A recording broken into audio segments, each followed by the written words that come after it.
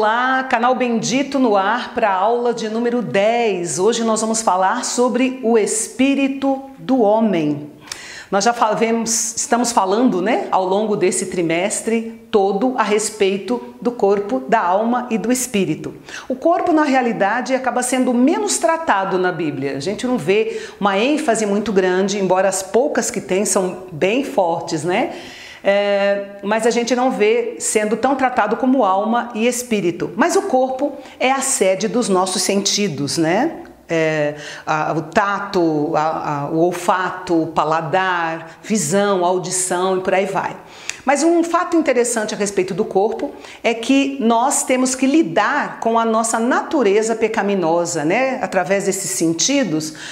Nosso corpo, infelizmente, é nascido no pecado e nós temos que lidar com a natureza pecaminosa. Graças a Deus por Jesus Cristo, conforme disse Paulo em Romanos capítulo 7, nós damos graças a Deus por Jesus Cristo, porque é Ele quem nos capacita a, digamos assim, segurar, a colocar um freio na nossa natureza pecaminosa, no nosso corpo carnal, para que nós possamos viver mais espiritualmente do que carnalmente, para que nós possamos dar mais vazão ao espírito do que à carne, Por isso, a partir do momento que nós aceitamos Jesus como Salvador, nós somos templo do Espírito de Deus. É a Bíblia quem diz, e é um privilégio que nos é dado pelo Senhor, receber Jesus e nos tornar templo do Espírito Santo de Deus. Ainda Jesus falou que se nós o recebêssemos, Ele e o Pai viriam fazer morada em nós. Resumo da ópera: nós temos habitando dentro de nós, quando recebemos Jesus, o Pai, o Filho e o Espírito Santo de Deus. Por isso que nós devemos andar em santidade e sempre colocar um freio ou deixar subjugado o nosso corpo, porque a nossa natureza pecaminosa, nós lutaremos com ela ainda até o fim dos nossos dias na terra. Aí depois nós temos a alma.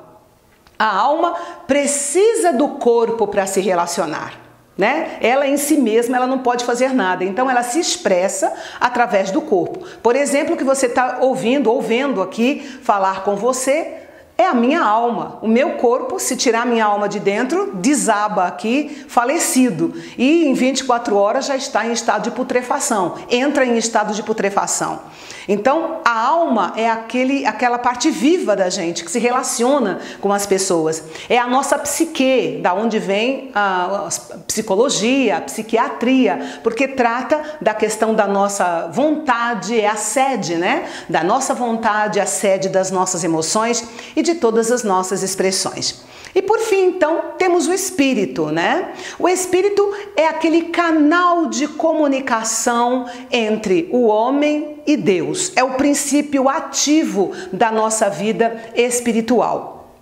E aí, falando sobre o espírito do homem, eu gostaria de fazer uma rápida analogia aqui, ou uma demonstração, não sei, eu trouxe meus bonecos aqui. Se você quiser fazer isso na sua classe, no seu grupo, você pode fazer usando duas pessoas, dois amigos, Aqui só tem eu e o Wilson, aí atrás da câmera, então não tem como, Mas o Pai, o Filho e o Espírito Santo, que estão presentes, mas vocês sabem como é que é, enfim. Aí eu trouxe aqui os meus dois desenhos para a gente poder fazer uma rápida demonstração de como que as coisas acontecem.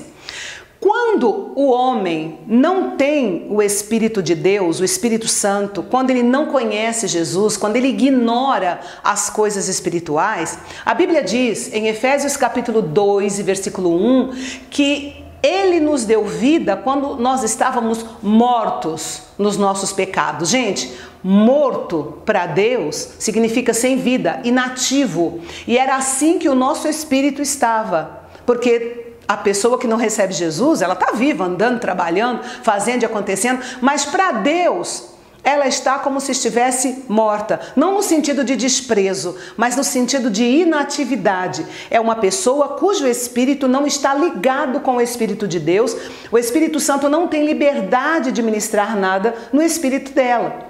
E em Efésios também, capítulo 5 e versículo 14, Paulo fala assim: desperta tu que dormes, levanta-te dentre os mortos e Cristo te esclarecerá.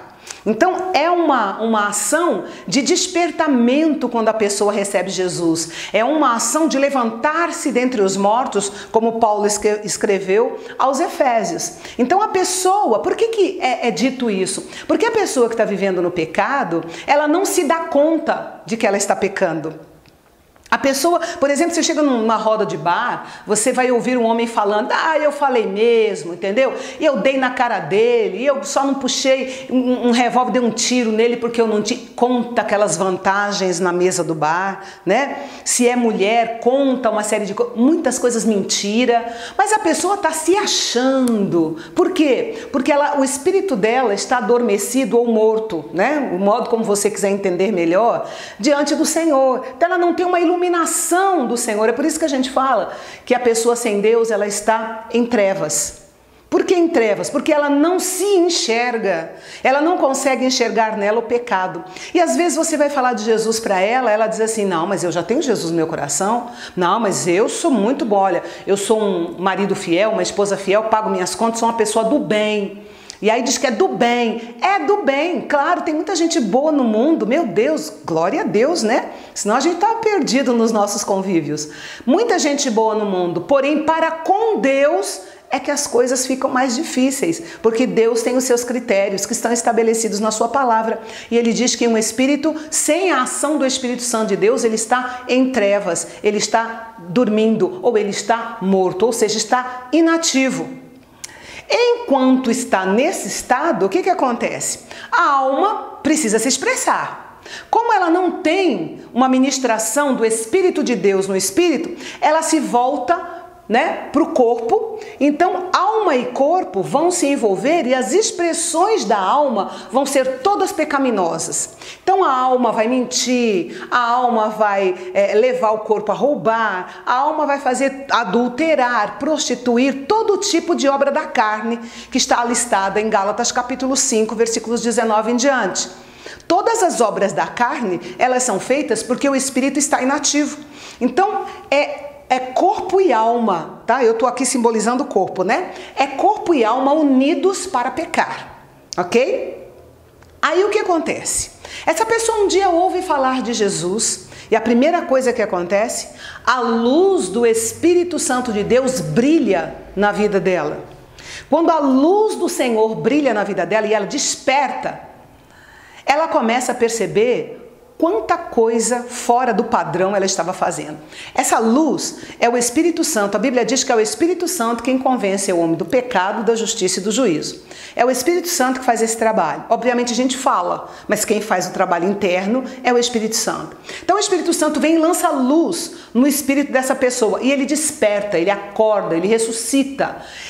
E aí esse espírito começa a influenciar a alma. E a alma então vai se percebendo, né? E aí ela vai sair das trevas e vem para a luz. Quando a luz de Jesus raia na vida dela, o que acontece é que ela começa a perceber, sabe, quando acende a luz, né, gente? A gente enxerga tudo. Aí ela começa, meu Deus, quantas mentiras, quantos palavrões, quantos olhares lascivos, quanta mentira, quanta coisa ruim que eu fiz. Quem faz isso é o Espírito iluminando o espírito da pessoa que reflete na alma.